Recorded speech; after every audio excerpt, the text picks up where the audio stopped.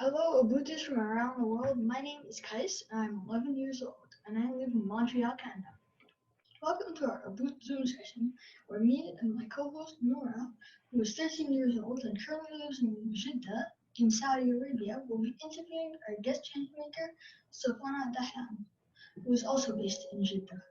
Sofana is one of the first female lawyers in Saudi Arabia and the founder of Tashkil, a social enterprise that supports creatives in the Middle East region. And she is also the founder of Kayan Space, a co-working space for freelancers, entrepreneurs, and startups. As a social entrepreneur and a lawyer, she empowers the next generation of creatives and helps them protect their intellectual property. Sofano's work contributes to several sustainable development goals, particularly to SDG number 5, gender equality, SDG number 8, decent work and economic growth, SDG number 9, industry, innovation, and infrastructure. And last, SDG number 11, sustainable cities and communities. Nora and I will be asking to Sofana about her questions, or about her background, her journey, her work, her skills, and her impact. We hope that you will enjoy the session, and I'll now be handing you guys over to Nora to ask the first question. Hello, Sofana. How are you? I'm doing good. Okay, I'm glad. I'll start with the questions now. So what do you do for work exactly? Well, I do a lot of things. I am a professional lawyer, so I have my legal firm. We're specialized in intellectual properties, trademarks, and copyrights. And therefore, we work with many creatives in protecting their intellectual properties and, trying to help them get the rights back if it was infringed. So that's one side of what I do. This takes almost 60% of my time. The other 40% is basically I have the great passion for creative industry, and creative industry is,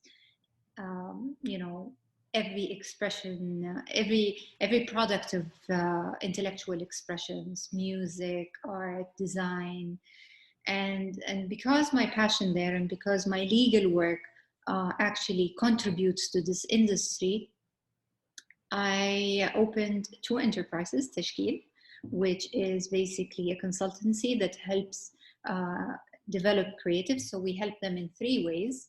The first way is building their capacity. So everything from training, workshops, in order to advance their skills and their talent in that field, and make it more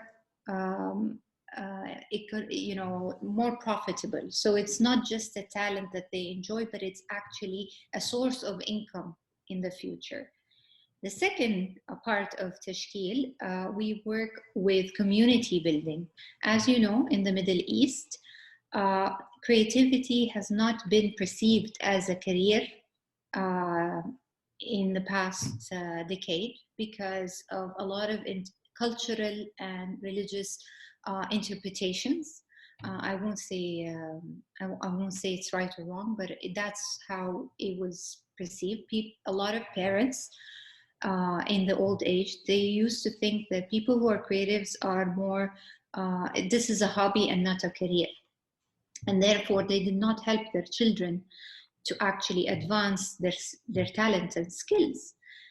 So what we decided to do in Tashkil is to help educate parents and raise their awareness about the importance of creative industries and how these creative talents can be profitable income sources. So we do a lot of community engagement and a lot of pop-up shops, a lot of exhibitions, a lot of talks, a lot of roundtable discussions, to just make people feel the importance of creative minds, how much they're interesting and talented, and how can they contribute or collaborate. The last but not least is when my organization evolved, we've developed another department, which is industry building. And industry building, what we do is we support private sector and public sector to put strategies, plans, projects, campaign in order to help the creative industry, to help build the ecosystem of creative industries. And so we worked with many government organizations in different projects. We also established our own projects that we believe that will build the industry, such as Kayan Space, which is the first co-working space in Jeddah. We opened in 2011. Back then, we had many challenges. And Kayan Space is a lovely, nice space where a lot of creatives rent private offices, studios mainly, or share co-working areas and event halls to, carry out their activities. When you were talking about creative industries, what exactly do you mean when it comes to creative industries? Okay, so people, people come with ideas, and once these ideas come into shape, whether they are poetry or certain writings like a book or certain painting, any kind of expression. So the product of your intellectuality becomes a tangible asset. And this tangible asset has a value. So this value, whether it's a product that you have, let's say you're a fashion designer, you created a dress. So this dress has a value in the market. So the minute you establish that, you have an industry where you can offer the products or your intellectual property to people, and people can purchase it, or they can acquire your service, such as you're a photography and I need a photographer. Creative industry is 12 different sectors. So some of these sectors are: one, the music industry, the entertainment industry, the tourism industry, the visual arts industry, the literature industry. So it's any kind of expression, human expression, that comes into the form of a tangible asset is considered part of the creative industry. Now, the industry consists of an ecosystem. This ecosystem has to have many different stakeholders, different people that functions within this industry. So in the creative industry, we have one, the education part, which is training centers, colleges for arts and music and so on. Two, you have the governance, which is government issuing laws to govern the relationship of people within that sector. Three, you have the economic part or the financial part. So there is a market over there that needs to function, demand and ardu talab. I'm sure you guys can translate what I'm going to say in Arabic, but it's a market, so it needs to function like a market. And in this market, you will have certain platforms such as concept stores that sell these things, such as the social media and internet to offer your products and services, so different platforms.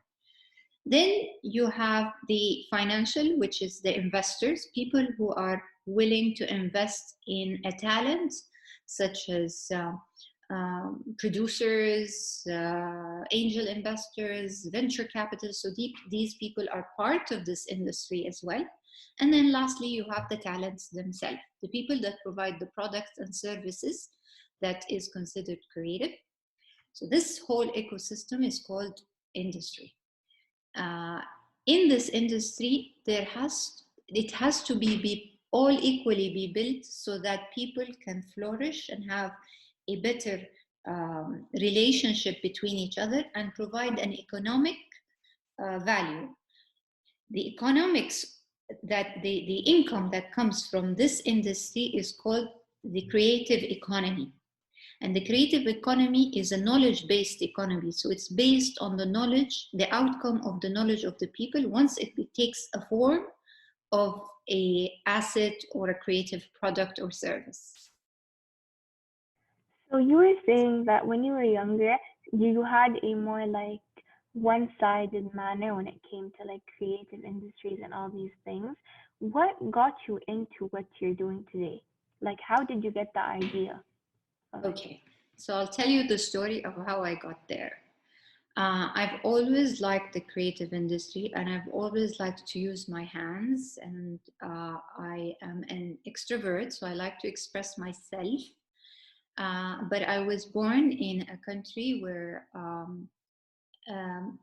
it's unlike many countries. It's special circumstances where, as a girl, I didn't have the freedom to express myself verbally the way I wanted to. So I've always used mediums such as writing letters or drawing paintings or saying storytelling to get my point through without really clashing with the system or with the culture. And as I was growing up, I wanted to study law because I was very convinced that in order for me to in order for me as a Saudi woman born and raised in the 80s and 90s, in order to get my rights, and I need to know them. And for me to know them, I felt like I should study law, and therefore I can actually claim my rights, what's mine. So after I studied law, I was not permitted to practice law because I was not recognized as a lawyer, because my country back then, women were not practicing law or recognized as lawyer. So I worked in a legal firm in a neighboring country. And because I wasn't recognized, my certificate wasn't recognized in my country, they offered me a very, they call it back office work or leg work. So they put me in the back offices, and they're like, they dump any kind of cases they don't like or they're not too profitable. And so a lot of the cases that came my way were cases about intellectual property. And they were cases where one of the parties was a creative, was either a musician or an artist or a designer or a poet, who somebody actually took their rights or deprived them from their own rights, and they were not fair, and there was no justice in it. And after a while, I started documenting every single case, and I noticed a pattern that I noticed patterns in the type of cases that I was handling. One party was creative. Second, every time this person who's considered a creative, who owns the intellectuality of the product, is being treated unfairly. Three is that going to courts with these type of cases is a loss for everybody. And four is that these people, often after they go through the trauma of going to courts and problems and paying so much money to the lawyers, they tend to give up on their dreams and give up on their creativity. And I found that very sad, because these people, everything we eat, we drink, we sit, in our houses, these are a result of creative minds. And if we do not support them, we'll end up not having anything in our homes, anything new, anything creative, anything beautiful. So I decided, I said, you know what? I reframed how I think or how I handle a problem. I said, handling a problem after it happens is not always helpful, but handling a problem before it's happened is much better. And so as a lawyer, I don't need to wait for a problem to happen so I can solve it or prevent it, but I need to take a more progressive role by actually going and trying to see what is the source of this problem and how can I fix it. And I found out that one of the major issues we face is that these creatives have lack of understanding and in contracts. So they read the contracts, they don't understand, because often contracts are considered boring and complicated for people who are, fun and nice and so on. So I said, maybe if I can teach them how to understand these contracts in a very fun way, I will be able to solve the problem before it reaches to a problem. So I started in 2008 my first workshop, which is teaching a group of designers about one sort of contract, which is a consignment contract. And I have to say that my first workshop was a disaster, because after 5 minutes of me speaking, everybody were holding their phones. And so I said, there is something that I'm doing wrong right here. So I started doing my observation, and I found out that the way I was presenting a very valuable content to them was boring, and that I needed to understand my clients and the people who are asking for my workshops and present to them the information in a way they would be interested in. So I made it colorful, I made it as a storytelling. We gamified the contracts, so they get points if they were able to assess whether or not this clause is fair to them. And these workshops started becoming, I used to do it in the summer, they became a success. One after the other, people started applying, it started generating income for me, more than I expected. And so I said, you know what, maybe this is meant to happen. Maybe, yes, I wanted to be a lawyer to actually help people, but help can take different forms and shapes and can be interpreted differently in every part of your life. As long as I had the will to help people, it doesn't matter. I quit my job and decided to work with these amazing people. And I established Tashkil. It was a very bumpy ride because a lot of people around me did not believe in the concept in the beginning, because it was really the concept wasn't fully developed, but the intention and will was there. So we started from one workshop about only legal. Then we did the second workshop, which is bookkeeping, how to keep your accounting in place. Then how to use marketing and social media to promote your product. Tashkil started flourishing.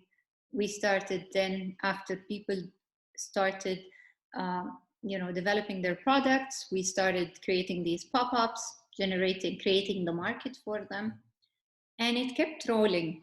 One thing led to another. It grew organically. A lot of people members of the community, we became as a family, we became a community. People volunteered, people we helped came back and helped us help other people. And a lot of people started believing in the creative industry, So I hope I answered your question. It's a long answer, but I hope I answered. You did. So enough about your work life. What do you like doing outside of work? Like when you're on like holidays, like where do you like to travel? Activities you like to do? Well, outside my work life, I love spending time with my daughters as much as I can. And I love reading audiobooks. I enjoy them very much. I love reading religious book, a different religious book, but I love reading books. I love exploring the Quran in different way, which is our religious book. So I like reading it with different tones, which we call maqamat, and just explore it and in different ways, in different tones, reading different interpretation, thinking about different concepts. I like to cook, but not very often, but sometimes I do get that. Traveling is definitely something I love doing and I'm deprived of. And when I travel, I love going to the museums. I love going to, concept stores, exploring regional designers. I love the sea. I love the salty water and just the beach in general. And I like markets and bazaars. Anyways, I'm done the questions for now. I'll hand it over to Qais now. All right. Why did you how did you become one of the first female lawyers? Okay. So back in the days, Saudi Arabia did not really believe that women can actually partake in the legal industry. And for different cultural and traditional tribal reasons. But as we moved forward, so I have a brother who was younger than me. And when we were 15, I was 15 and he was 14 or 13 and a half, I started noticing that his curfew is longer than mine. And it didn't make sense. Why does he have more rights than I do? And then I started noticing that a lot of girls or a lot of women who were married were subject to a lot of injustice, and that courts were not supportive of them. And because of gender separation, women were not able to express themselves and provide their point of view in a very open manner. So they were subject to injustice. So as I was, in my final year, I started thinking, I was, alhamdulillah, born in a good status and where things were provided to me without me asking. So I should not take care of myself, and I should start thinking about how can I take care of others, and how can I try to make a difference in my community. And I also started thinking, there is a very big reason why I am a woman born in this era, and why am I Saudi? God could have created me anything else. So I just felt that going through the experience of being a girl in Saudi Arabia, being deprived of a lot of things, should actually change. And the first thing that should happen is me changing it for myself. And for me to change it for myself, I need to understand who gives the right. Is it God? Is it the government? Is it the United Nations? Who gives the right? And the first way to solve a problem is to try to understand it fully. And law school helped me understand the concept of governance in a broad context. But then my master's in Islamic studies helped me understand it from a more social aspect. And then I started making my own way through it, because I understand it's not black or white. It is something that you need to pave your way. Every country will go through its own cycle of development and gender equality, but there should be people that push for that. And if you want to push, you need to start by yourself. You cannot go and claim and do all these campaigns only. You need to start that change from yourself. So I studied law, graduated. I didn't get my certificate accredited. I had to go back and study Islamic Sharia so that they accredited. Then they were not recognized because I didn't have a male guardianship. And then after that, I just started thinking, you know, in order for you to achieve a dream, you can set a goal, a long-term goal, but you cannot keep looking at it. You need to deal day by day on the little things, solve one thing at a time. In no time, you will find yourself reaching the dream. Imagine, I studied when they didn't allow women to practice, right? And there was no way I could imagine then that they will allow us. 13 years after, I became one of the certified lawyers in Saudi Arabia. I have the first legal female office opened. I was born and raised when the country didn't have women driving. And yes, at the age of 40, I got my Saudi, I have 5 driver license, but my Saudi driver license, I got it at the age of 40. And I'm very privileged to have lived 2 eras in the development of my country, and to have the happiness of being finally reaching something that you didn't have. That's a beautiful feeling. Okay. So I don't have any more questions because Nora answered basically all of them. But I mean, one more question. Do you have any advice for somebody else who wants to become a change maker or a lawyer like you? Well, I think the most important thing that you should know that God has not created anybody for no reason. So everybody is special in their own way, and everybody has a certain talent that they need to discover in themselves.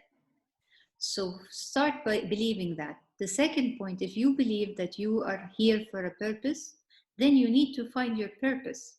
And your purpose is usually things you experience and things you are passionate about.